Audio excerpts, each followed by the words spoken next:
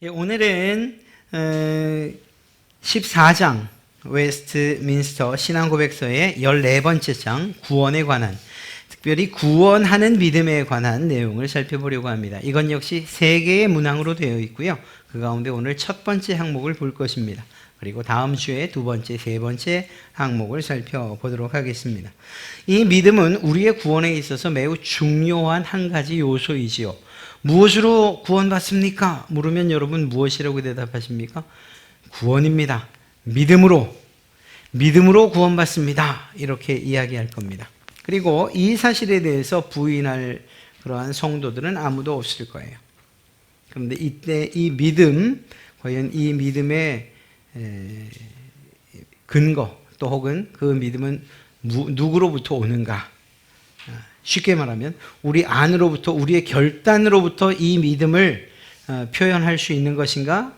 또 이 믿음이 유효한 것인가? 아니면 우리에게로부터, 우리 자신으로부터 생기는 것이 아니라 누군가로부터, 우리 이제 보겠지만 하나님께서 우리에게 주시는 것인가 하는 이 부분을 살펴보려는 것입니다. 결론삼아 말씀드린다면 이 구원하는 믿음은 우리에게서 난 것이 아니고 하나님의 선물이라는 오늘 말씀이 우리의 결론을 이미 말해주고 있습니다. 그리고 그 내용을 저희가 살펴보려고 합니다. 첫 번째 항목 읽어드리겠습니다. 믿음의 은혜로 말미암아 택자들은, 하나님께로부터 택함을 받은 자들을 말합니다.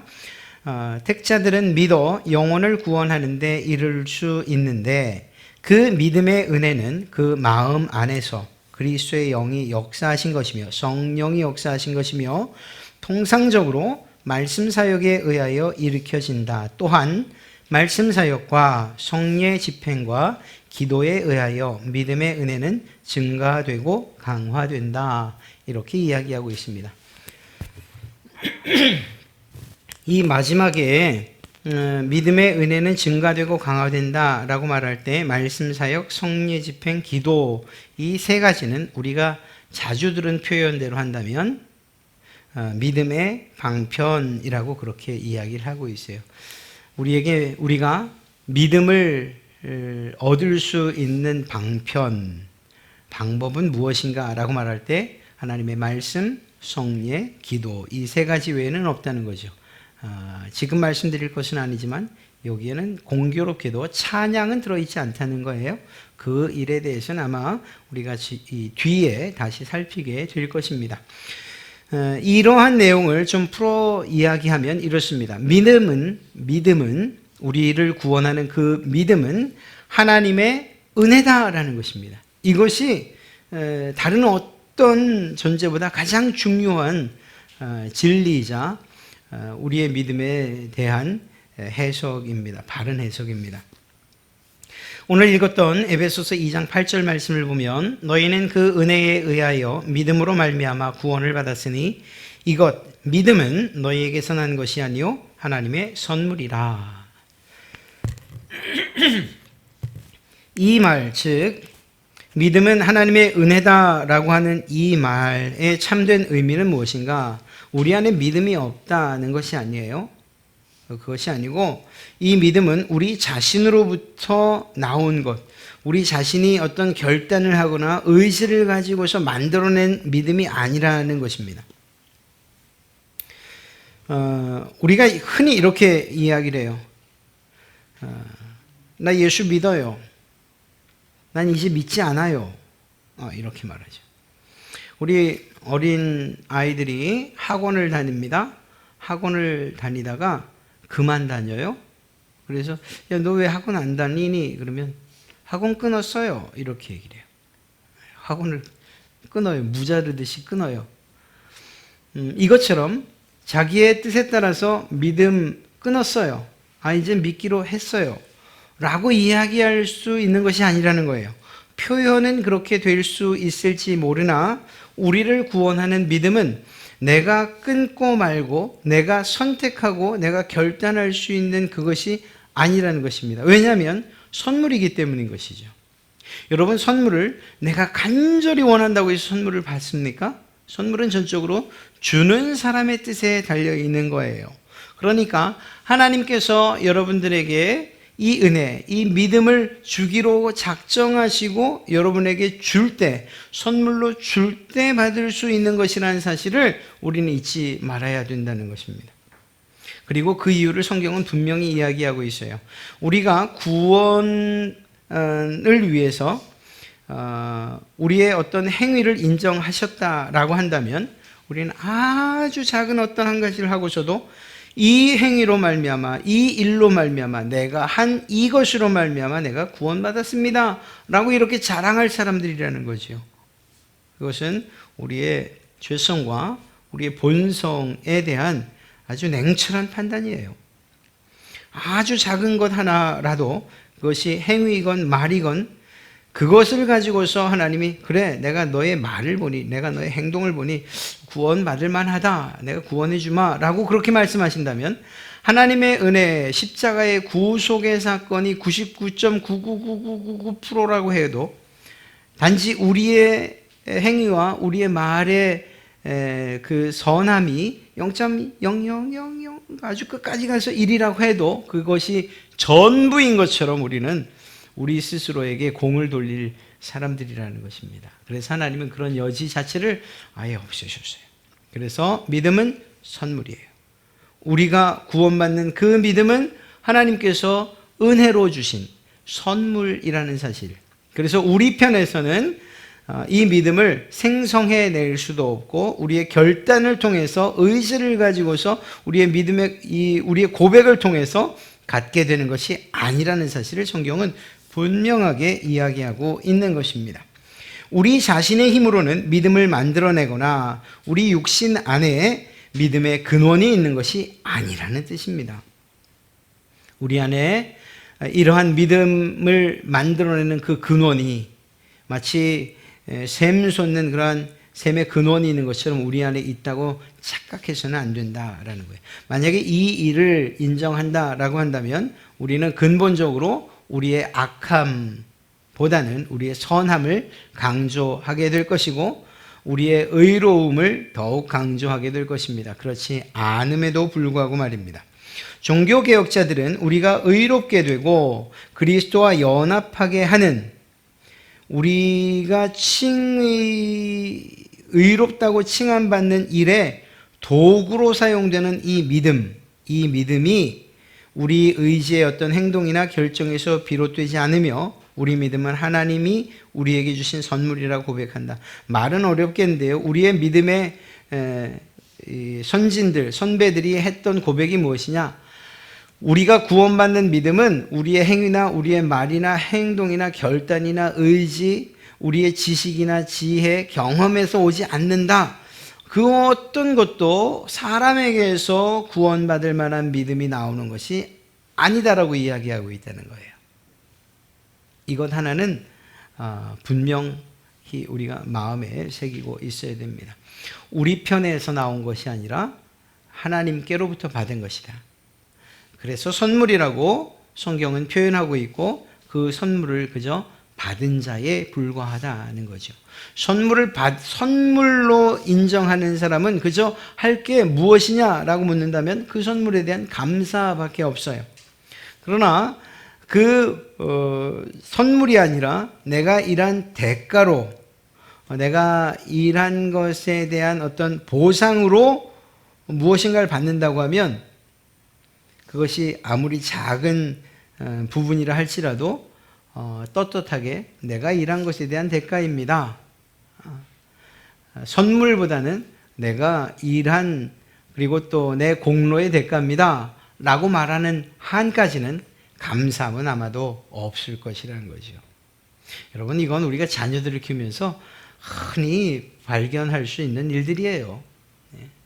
자기가 한 것 하나도 없는데 그럼에도 불구하고 무엇인가 조금만 이게 탑쌓기를 하다가 하나만 올려놔도 마치 자기가 다 세운 것처럼 이야기하는 이런 아이들의 어리석음이 하나님의 선물이라고 생각하지 못하는 사람들에게서 발견되어지는 그러한 어리석음과 같다는 것을 성경은 이야기하고 있는 것입니다.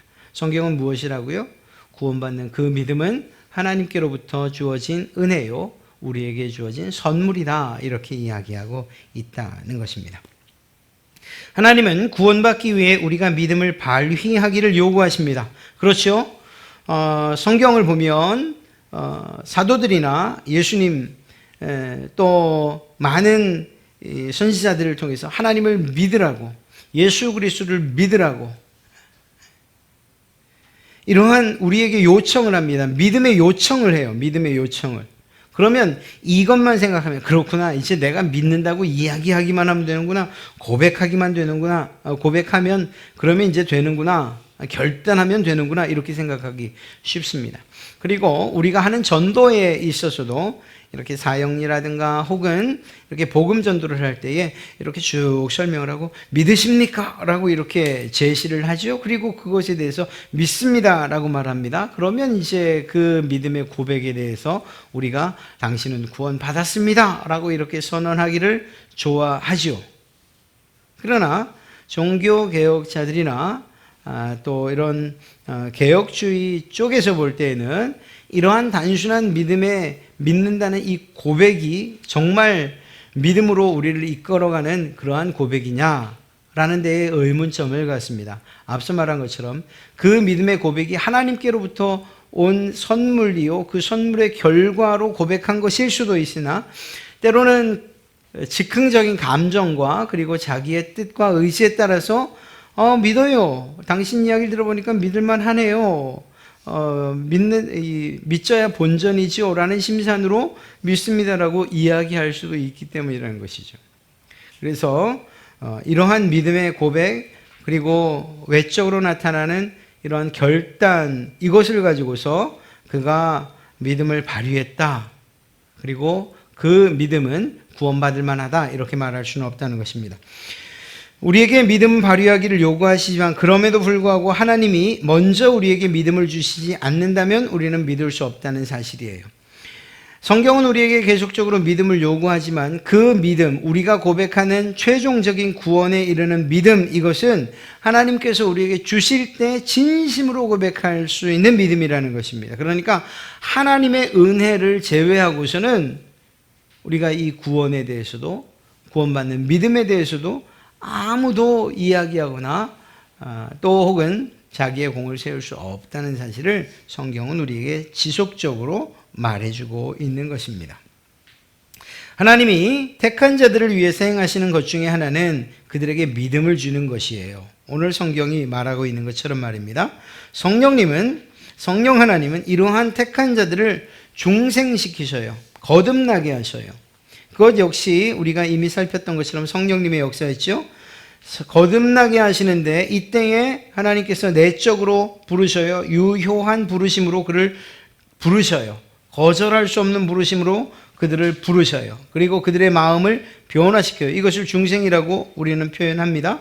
아울러 성령님은 이러한 택한 자들에게 믿음이라는 선물을 주시며 택한 자들이 믿음 안에서 머물도록 역시 지키신다는 거예요. 그러니까 여기에서 우리 사람의 해야 할 일들이나 우리 사람에게 요구하시는 것이 있냐? 사실은 그렇지 않다는 것을 알 수가 있는 거예요.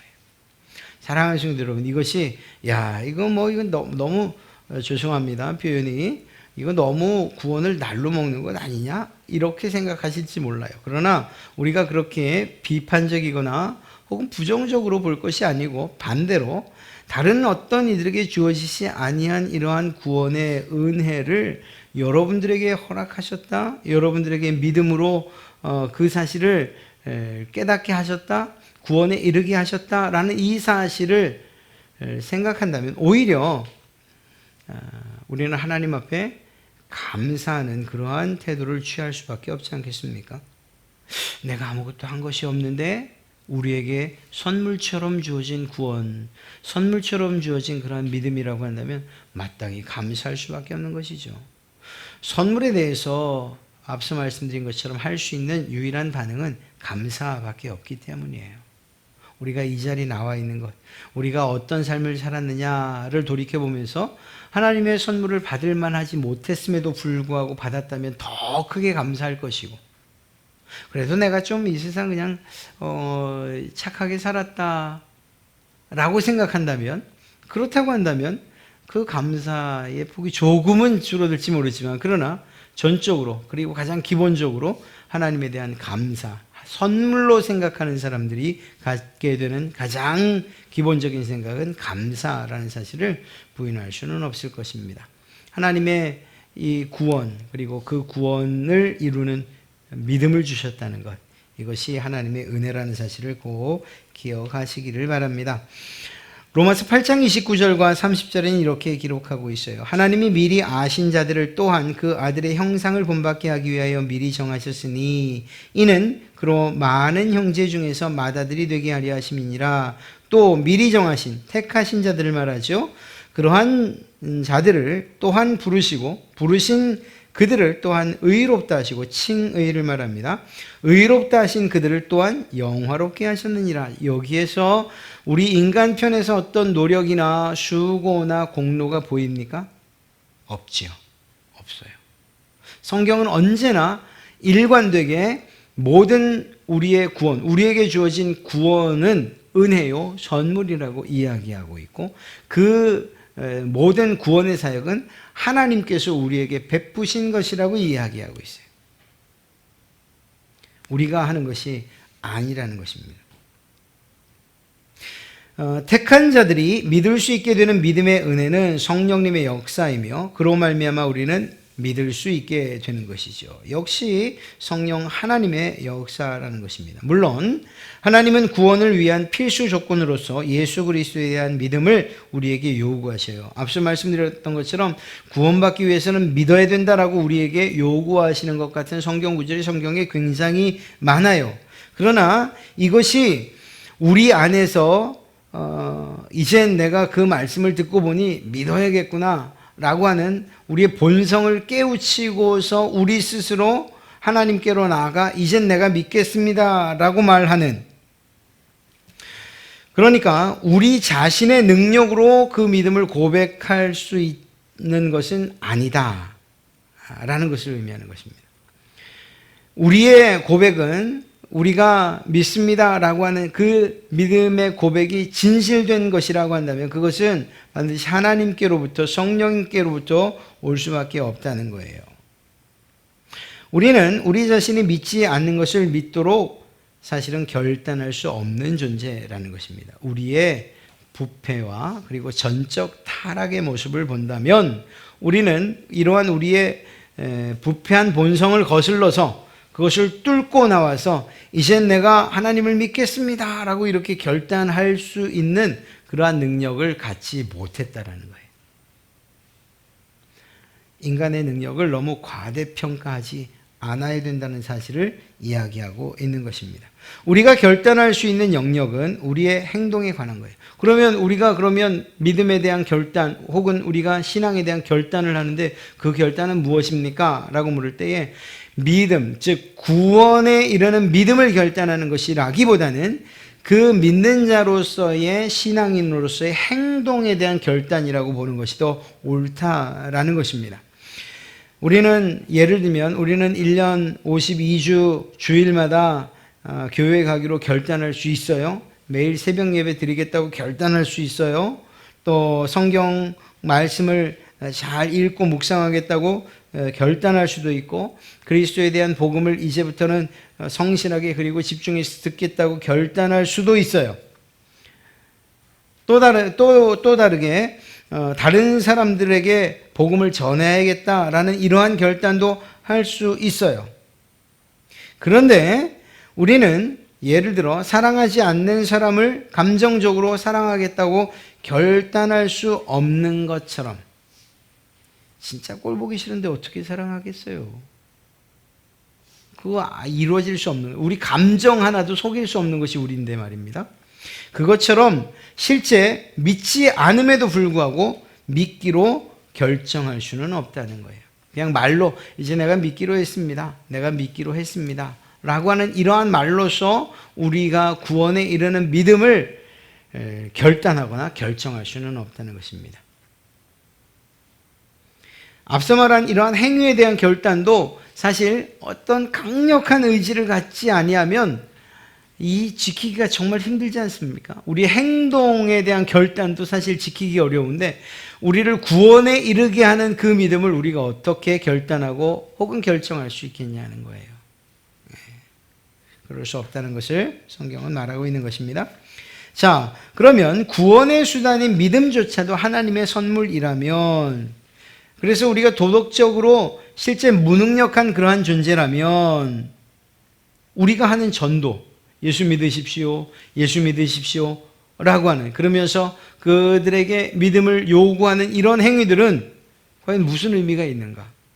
성경의 말씀을 통해서 예수 믿으십시오, 예수 믿으십시오 라고 우리에게 계속적으로 이렇게 결단을 촉구하는 이러한 내용들은 도대체 무슨 의미가 있는가? 하나님께서 전적으로 누군가에게 믿음에 이르는 구원을 주시는 것이고 그 선물을 받은 사람들만 구원받는다고 하면은, 그러면 바꿔 말하면 이러한 선물을 받지 못한 사람들은 아무리 믿으세요 해도 믿지 않을 거고, 반대로 믿으세요라는 이야기를 듣지 않았어도 선택받고 또 선물을 받은 사람들은 이후에 구원받게 될 건데 우리가 전도하는 것이 무슨 의미가 있냐 하는 이런 질문이 필연적으로 나올 수밖에 없어요. 그렇지 않겠습니까?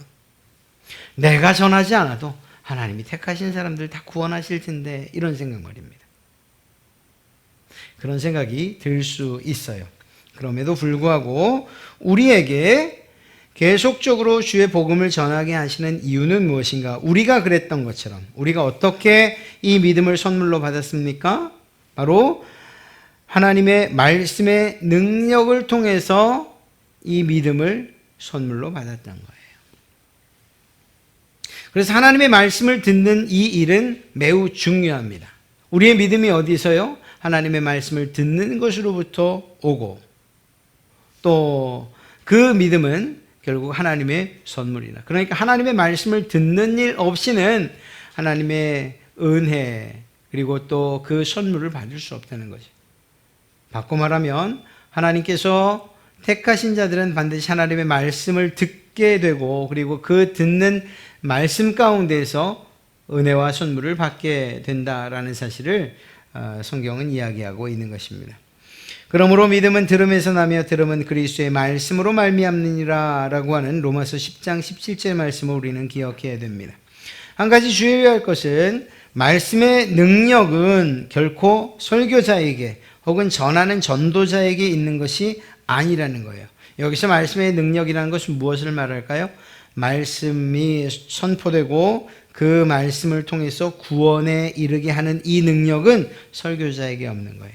저는 그저 설교자로서 여러분에게 진리를 전할 따름이고 그 전한 말씀들이 여러분 안에서 믿음으로 작용되고 또 그 믿음의 고백과 결단하게 하는, 이것은 하나님의 역사라는 거죠. 믿지 않는 어떤 이들이 나오고 하나님의 말씀에 반신반의하던 자들이 나와서 전하는 이 말씀, 또 혹은 길에서 혹은 관계 가운데에서 예수 그리스도를 전하는 그 이야기를 듣고 그 전하는 말을 듣고 그 안에 믿음이 생겨나게 하시는 그분, 하나님의 역사를 통해서 그는 구원받게 될 것이라는 것입니다. 그러니까 설교자는 모든 말씀을 청중들에게 전하고 예수 믿으라는 외적인 부르심을 제공할 수는 있어요. 복음을 전할 수도 있고 또 신앙의 생활과 삶을 전할 수도 있고 윤리적이고 도덕적인 삶을 전할 수도 있고요. 그러나 내적인 부르심, 성령님이 하시는 이 효과적인 부르심은 그분의 사역이라는 거예요. 사실은 그렇기 때문에 제가 조금 마음이 조금 편해져요. 만약에 제가 전하는 것에 따라서 여러분들이 구원을 받고 못 받고 한다면 저는 이 일을 하지 못할 거예요. 이 짓눌림 때문에. 그렇지 않습니까? 그러나 저는 성심껏 그리고 바르게 전하는 것, 이것이 저의 책무라고 하기에 그렇게 하는 것이고 그것에 합당한 반응과 구원은 하나님께서 행하시는 일이기에 역시 제가 좀 더 가벼운 마음으로 여러분에게 복음을 전할 수 있는 것이겠죠. 반대로 말하면 여러분들도 마찬가지인 거예요. 여러분들도 누군가에게 복음을 전하고 예수 그리스도를 소개할 때에 여러분들이 전하는 자 그리고 그의 구원이 여러분의 손에 달렸다고 한다면 이처럼 무거운 일이 어디 있겠어요. 그러나 씨를 뿌리는 이 일이 반드시 땅에서 자라게 하고 열매를 맺게 하는 이것과 연결되지는 않는다는. 그러나 중요한 것은 씨를 뿌리는 것이 있어야 열매를 맺는다는 것은 틀림없는 거죠. 그저 우리는 씨를 뿌리는 것이고 전하는 것뿐이에요. 자라게 하시는 그분은 오직 하나님이시고 열매 맺게 하시는 그분은 오직 하나님이시라는 사실입니다. 이 사실을 우리는 잊지 않아야 돼요. 교회는 역사적으로 부패할 수가 있어요. 또 그럴 수 있어요. 또 그런 교회도 있고, 그러나 그런 교회 가운데에서도 하나님은 세 가지의 방편을 통해서 우리에게 믿음을 강하게 하는 수단으로서 은혜의 방편으로, 믿음의 방편으로 우리에게 주셨다는 것입니다. 우리가 은혜를 받았다라고 할 때에 일반적으로, 통상적으로 이 세 가지를 통해서 하나님은 우리에게 은혜를 주십니다. 하나님의 말씀을 통해서, 또 성례를 통해서, 이건 보이는 말씀이라고 이야기하지요. 그런 점에서 지난 한 해 동안 성찬을 하지 못했던 것, 이건 정말 안타까울 수밖에 없어요. 성찬 그리고 기도를 통해서 우리에게 은혜를 제공하신다라는 사실을 성경은 이야기하고 있습니다.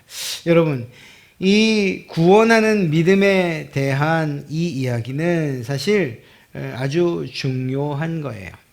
우리가 구원받았다고 해서 우리를 나 스스로를 자랑하지 못하게 하는 것, 내가 스스로 높아지거나 교만하지 않게 하는 그것이 무엇이냐? 하나님께서 하셨다는 사실 때문인 거예요. 만약에 앞서 말씀드렸던 것처럼 내가 무엇인가 조금의 영향력을 끼쳤더라면 우리는 한없이 하늘 높은 줄 모르고 꼭대기로 올라갔을 거예요. 마치 내가 다 한 것인 양. 그러나 전적으로 하나님의 은혜이기 때문에 우리는 우리가 구원받은 것에 대해서 조금의 자랑도 할 수 없어요. 그러니까 우리가 그 믿음을 통해서 신앙생활을 하고 신앙생활을 하던 중에 어떤 직분이나 혹은 자리나 어떤 포지션을 갖게 된다고 해도 그래도 그것 가지고 자랑할 수 없다는 것입니다. 왜? 하나님의 은혜로 받은, 선물로 받은 구원이기 때문에. 그러니까 우리 안에 있는 높아지려는 마음들을 이 믿음, 구원하는 믿음, 이 믿음은 하나님께로부터 왔습니다라고 믿는 이 믿음이 막아주는 거예요. 스스로 높아지려고 할 때, 야, 내가 이 구원받는 일이 한 일이 무엇이냐라고 한 번만 질문하신다면 우리는 우리의 높아짐과 교만해짐을 막게 될 거예요. 또 한 가지, 나는 구원받을 수 없는 사람이에요. 나는 죄가 많아요. 나는 이제 끝장났어요. 하나님이 나를 저주하실 것이에요 라고 말할 수 없다는 거예요. 무슨 말인가 하면 하나님께서 우리 가운데에 죄인임에도 불구하고 바울의 말처럼 죄인의 괴수임에도 불구하고 하나님께서 그에게 효과적인 부르심과 내적인 부르심을 통해서 구원에 이르는 믿음을 선물로 주신다면 그 선물을 거절하고서 구원에 이르지 못할 자가 없다는 사실이에요. 그러니까 우리가 혹여 정말 원치 않는 그러한 실수와 죄로 인해서 낙심되는 상황이 있다 할지라도 그래도 하나님께로부터 이러한 구원에 이르는 믿음을 선물 받았다면 그 자리에 결코 끝까지 머물러 있지는 않을 것이라는 거죠. 오히려 그 자리에서 힘을 내서 다시 일어나고 침륜에 빠지지 않고 다시 제자리로 돌아올 수 있는 힘과 능력이 무엇이냐? 이 구원이 하나님의 선물입니다. 내가 한 것이 아니기 때문에 라는 이것이 아주 분명하고 확실한 근거가 될 것입니다. 사랑하는 성도 여러분, 우리의 구원은 우리의 노력이 아니에요. 우리는 흔히 이렇게 얘기해요. 제 친구들도 얘기해요. 야, 나 그때 이 학생부 때 내가 네가 날 전도해서 내가 나왔는데 내가 그때 왜 나왔는지 아니? 왜? 예쁜 애들이 있다 그래서 나왔지. 이렇게 이래요. 반대겠죠? 또 여학생들은 아유 멋있는 오빠 있다, 교회 오빠 있다 그래서 나왔대. 그것 때문에 구원받은 게 아니에요. 그 자리에 오게 되는 그 시간까지는 그것이 어떤 영향력을 미쳤을 수 있고, 또 그것조차도 하나님의 인도하심이라고 말할 수 있지만, 그러나 정말 그가 구원받은 것은 그 이후에 전해지는 하나님의 말씀과 그가 말씀을 묵상하는 것과 또 성례와 기도를 통해서 하나님께서 그에게 구원받을 만한 믿음을 주셨기 때문이라는 사실을 알 수가 있는 것입니다. 그러니까 우리는 높아지거나 또 교만해지거나 혹은 한없이 다운되거나 할 수 없어요. 왜? 우리가 받은 그 구원이 내게로부터 시작된 것이 아니라 하나님께로부터 주어진 것이기 때문에, 선물로 주어진 것이기 때문에 이 사실을 생각한다면 우리 스스로를 정말 하나님께서 좌로도 우로도 치우치지 않고 걸어가게 하신 그 길들을 바르게 잘 걸어가게 될 수 있으리라 믿습니다. 하나님께서 이렇게 하나님의 주신 구원에 이르는 믿음을 선물로, 은혜로 여기시는 여러분들에게 그 은혜에 합당한 삶을 살게 또한 하실 줄로 믿습니다. 주님께서 주시는 그 큰 은혜와 복으로 풍성한 그러한 여러분들의 삶이 되시기를 주님의 이름으로 축복합니다.